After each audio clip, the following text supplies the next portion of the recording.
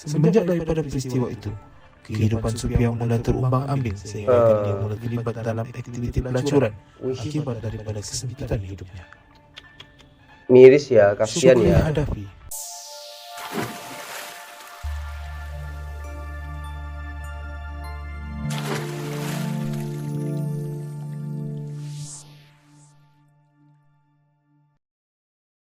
Assalamualaikum warahmatullahi wabarakatuh. Jumpa lagi dengan saya di channel Fiza Official dalam program Nonton Bareng atau yang saya singkat Nobar ya teman-teman.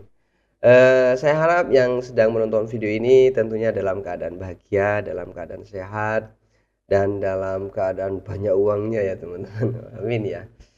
Dan yang terpenting mari kita ucapkan Allahumma shalli ala Muhammad, Allahumma shalli ala Muhammad, Allahumma shalli ala Muhammad, dengan harapan semoga kita kelak bisa berjumpa dengan Rasulullah, bisa berkumpul dengan Rasulullah di surganya Allah Subhanahu wa taala. Amin amin ya rabbal alamin. Karena jujur hal itu merupakan keinginan kita ya, keinginan terbesar kita di dalam hidup ini ya. Andai kata kita ini sudah ada kepastian bahwa kita akan masuk surga atau bahwa kita bisa berjumpa dengan Rasulullah, rasa-rasanya teman-teman itu mau dipanggil sekarang untuk mati itu pasti sanggup banget ya teman-teman. Karena kenapa? Karena mendapatkan kepastian. Kenapa kita takut mati? Karena kita tidak mendapatkan kepastian bahwa setelah kita mati akan masuk surga atau akan bertemu dengan Rasulullah SAW. Ini kok kayak Ustadz yang mau ceramah ya. Mohon maaf ya. Ya sudah terlanjur nih. Oke, pada kesempatan kali ini ya ada video menarik ya untuk kita tonton, yang mana tajuknya tragedi 5 budak jenius Malaysia. Ini pasti ada hal yang namanya tragedi ya. Itu biasanya enggak membahagiakan ya. 5 budak jenius lagi di Malaysia ini. Ini dari channel Nengok TV ya teman-teman. Oke, Nengok TV ini silahkan di subscribe ya teman-teman, dan juga di share, dukung channel ini biar cepat berkembang, biar cepat besar seperti itu. Ini saya langsung subscribe ya. Notifikasi langsung dikasih ya teman-teman. Seperti apakah videonya ya teman-teman? Tragedi 5 budak jenius Malaysia ini seperti biasa, don't go anywhere, stay here and check it out. Malaysia juga tidak ketinggalan melahirkan anak-anak yang boleh dikategorikan sebagai jenius. Baru-baru ini Malaysia digemparkan sekali lagi dengan kemunculan anak jenius, Ismail Syahrum, yang baru berusia 12 tahun telah mendaftar di Universiti Malaya mengikuti pengajian sarjana muda. Ismail mencatat sejarah apabila menjadi pelajar termuda pernah mendaftar masuk ke Universiti Malaya sejak penubuhannya pada tahun 1962. Tetapi ada juga bakat jenius yang lahir di Malaysia mengalami perjalanan yang gelap, tidak seperti yang diharapkan. Entah di mana silapnya. Mari kita lihat nasib pelajar-pelajar jenius yang pernah menggemparkan Malaysia satu masa dahulu. Kalau gini ya. Oh ini sangat nyaring ya. Sophia Yusuf. Sophia Yusuf ya. Sophia lahir pada tahun 1984. Oh, tahun 84. Ia pertama kali menjadi bahan berita hangat di Malaysia pada tahun 1997 apabila dia melayakkan diri ke College St. Hilda, University Oxford untuk mengkaji matematika dalam usia 13 tahun. Wow. Meskipun berwarga negara British, kerajaan Malaysia tampil ke hadapan untuk membiayai perbelanjaan pendidikan Sophia. Rakyat Malaysia memandang beliau sebagai bakat luar biasa orang Islam kerana keturunan ibunya. Setelah gagal dalam percubaan pertama, Sophia telah diberikan peluang kedua untuk kembali menyambung pengajian sarjananya di Oxford. Namun begitu, peluang kedua yang diberikan ini sekali lagi disia-siakan apabila dia berhenti pada tahun ketiga kerana perceraian berlaku di antara dia dengan suami yang dikahwininya ketika usianya 19 tahun. Semenjak daripada peristiwa itu, kehidupan Sophia mulai terumbang-ambing sehingga dia mulai terlibat dalam aktiviti pelacuran akibat daripada kesempitan hidupnya. Miris ya, kasihan Syukri ya. Hadafi, Syukri Hadafi ya. kanak-kanak pintar yang menjadi fenomena di Malaysia sekitar tahun 70-an. Beliau yang pada ketika berusia 4 tahun telah menunjukkan keupayaan luar biasa kerana mampu membaca dengan lancar. Kepandaian Syukri ini telah menarik perhatian Naib Chancellor Universiti Malaya, Profesor Diraja Ungku Abdul Aziz, sehinggakan beliau mengambil Syukri sebagai anak angkatnya. Wow, Hal ini saking mungkin kagumnya ya. disebabkan beliau mahu melahirkan pelapis yang hebat sepertinya. Ungku Aziz telah menampung segala keperluan pembelajaran bagi membolehkan Syukri mendapat pendidikan yang baik. Bukan setakat itu sahaja, pengarang filem terkenal Malaya pada masa itu, Tan Sri Jin Samsudin, telah mengambil dia pelakon dalam filemnya, Wih, yaitu Menanti Hari Esok, yang turut dibintangi DJ Dev dan Uji Rashid. DJ Dev. Kesenangan yang Syukri kecapi telah membuatkan dia terus hanyut dan lupa arah tuju hidupnya. Akibat masalah disiplin yang berlarutan, akhirnya dia telah dibuang sekolah. Pada tahun 90-an, Malaysia sekali lagi dikejutkan dengan kisah hidupnya yang bekerja sebagai penebar roti canai.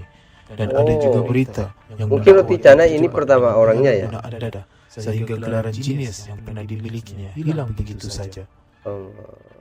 Chiang Ini membuktikan ya bahwa tidak selamanya kesuksesan ataupun kepintaran yang kita miliki akan bermanfaat ya kepada hidup kita. Makanya kita selalu berdoa bagaimana supaya ilmu yang kita dapat menjadi ilmu yang bermanfaat dan yang berokah seperti itu. Biar langgeng ya teman-teman, biar lama, biar membawa membawa kebahagiaan untuk kehidupan kita sampai mati loh, bukan hanya 15 tahun, 10 tahun, 20 tahun, tidak ya teman. Oke, kita lanjut.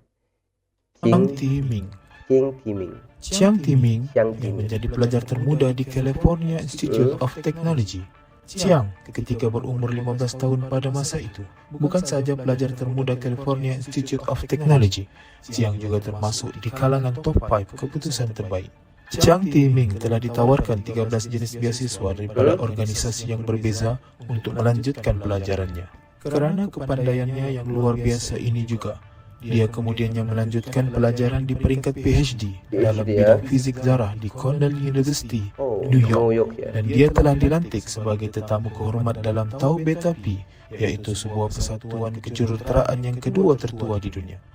Pada tahun 2002, dia telah dimasukkan ke HKL selepas dikatakan mengalami gejala-gejala kemurungan dan tekanan perasaan yang amat teruk. Dia kemudiannya meninggal pada 6 Januari 2007 di Seremban pada umur 33 tahun. Masih muda ya yang meninggal ya. Fitri Azmir Norji. Fitri Azmir. Pada tahun 2015, Malaysia sekali lagi dikejutkan dengan masalah budak jenius. Kali ini melibatkan seorang pelajar jenius matematik, Tajaan Mara, yang telah dijatuhkan hukuman penjara selama 5 tahun Wih, kenapa? di United Kingdom kerana memiliki 300,000 gambar lucah kanak-kanak. Lucah kanak-kanak itu apa? Belajar Gambar di lucah kanak-kanak. Imperial College sejak tahun 2014. Nur Fitri Azmir ditahan di kediamannya di Queensbrook Terrace, West London. Oh, di London. Pihak polis metropolitan percaya mengesan Nur Fitri selepas menemui satu akaun internet miliknya yang telah memuat naik beribu-ribu video dan imej lucah kanak-kanak. Polis telah bertindak menggeledah rumahnya pada November 2014 dan menemui komputer riba milik Nur Fitri yang masih terbuka bersebelahan sebelah patung kanak-kanak. Ketika ditahan, polis mendapati Nur Fitri yang juga pemegang beasiswa matematik memiliki 601 buah video dan imej lucah kategori A, iaitu Imej kategori lucah itu apa penyalahgunaan maksudnya? yang melibatkan aktiviti seksual kanak-kanak serta beratus-ratus bahan lucah kategori B dan C. Walaupun pada mulanya pelajar jenius Nur Fitri Azmir Nordin ini dijatuhkan hukuman penjara 5 tahun dengan surat sokongan penjara, laporan psikiatri dan kelakuan baik, dia akhirnya hanya perlu menghadapi 9 bulan penjara sebelum Jadi dibebaskan. sedikit ya. Adi Putra. Kira-kira sedekat yang lalu, negara dihebahkan dengan kemunculan seorang kanak-kanak jenius yang mampu menyelesaikan berbagai masalah dalam mata pelajaran matematik seperti algebra, indeks, dan trigonometri. Dia pernah dinobatkan sebagai ahli matematik Islam abad ke-21 oleh Universiti Riau di Indonesia pada tahun 2009. Adi juga telah menghasilkan 235 formula matematik dan 12 daripadanya telah pun diterbitkan dalam sebuah buku bertajuk Seni Matematik Islam. Bukan setakat itu sahaja, bukunya juga telah digunakan sebagai rujukan untuk pelajar sekolah rendah dan menengah di negara Brunei. Tetapi malangnya ia masih tidak mendapat pengiktirafan di Malaysia. Bagaimanapun beberapa tahun selepas itu, ramai pihak mula melahirkan kebimbangan apabila Adiputra mengambil keputusan untuk berhenti belajar di sekolah Islam antarabangsa Gombak selepas menyifatkan sistem pendidikan sedia ada tidak sesuai dengannya. Malah, masih teringat kata-katanya ketika itu apabila beliau mengumpamakan dirinya seperti kereta Ferrari yang dipandu, seperti kereta kancil. Tanpa sebarang sijil ini jugalah beliau gagal untuk memasuki mana-mana universiti terbaik luar negara. Namun begitu, Adiputra masih lagi seorang jenius dan sering memberikan ceramah di sekolah dan universiti tempatan. Malah turut menerima jemputan untuk menjadi tenaga pengajar di University of Brunei Darussalam untuk berkongsi kepakarannya dalam matematik. Wah, itu tadi ya tragedi 5 budak jenius yang ada di Malaysia, teman-teman. Ada hikmah yang bisa kita ambil ya, yang mana dari kelima budak yang jenius ini, yang pertama itu endingnya kurang bagus ya teman-teman. Yang awalnya mendapatkan sanjungan, pujian, mendapatkan kehormatan, akhirnya perlahan-lahan dia hancur hidupnya bahkan sampai menjadi seorang pelacur. Itu merupakan suatu hal yang sangat miris sekali, tragis sekali ya teman-teman. Dan semoga kita dijauhkan dari hal-hal yang macam itu ya teman-teman. Di sini kita bisa mengambil hikmah bahwasanya walaupun saat ini kita mendapatkan kehormatan, mendapatkan pujian, mendapatkan sanjungan yang begitu besar, banyak orang yang mencintai kita, tetapi kalau Allah semua ingin mencabut kehormatan ataupun kelebihan yang kita miliki, maka secara perlahan-perlahan kita akan ditinggalkan. Bahkan secara perlahan-lahan kita akan naudzubillah akan terjerumus ke jurang-jurang yang tidak diridhoi oleh Allah Subhanahu wa taala. Ini merupakan hal yang yang harus kita waspadai ya teman-teman. Karena hidayah itu kalau Allah suka mencabut dalam diri kita, maka kita akan menjadi setan. Maka kelakuan kita akan seperti kambing dan sebagainya. Naudzubillah summa naudzubillah. Begitupun sebaliknya, sebangsat-bangsatnya seseorang, sehina-hinanya seseorang, tapi kalau Allah ingin mengangkat derajatnya melalui dikasih hidayah dan lain sebagainya, bajingan sekalipun dia akan menjelma seperti malaikat. Yang asalnya dicaci, yang asalnya dibenci oleh banyak orang, maka lambat laun dia akan menjadi orang yang dihormati. Maka dari itu kita akan selalu berusaha untuk selalu berdoa kepada Allah Subhanahu wa taala untuk dijadikan orang yang diridhai oleh Allah Subhanahu wa taala, agar apa-apa yang kita yang kita hadapi ataupun yang sedang kita perjuangkan ataupun tingkah laku kita tetap dijaga oleh Allah Subhanahu wa taala, sehingga kita tetap menjadi umat yang selalu berusaha mengamalkan sunnah-sunnah Nabi Muhammad SAW. Itu salah satu hikmah yang bisa saya ambil dari video ini. Makanya kita jangan selalu menganggap seseorang itu remeh, jangan selalu meremehkan orang, jangan selalu menghina orang, jangan selalu mencaci maki orang.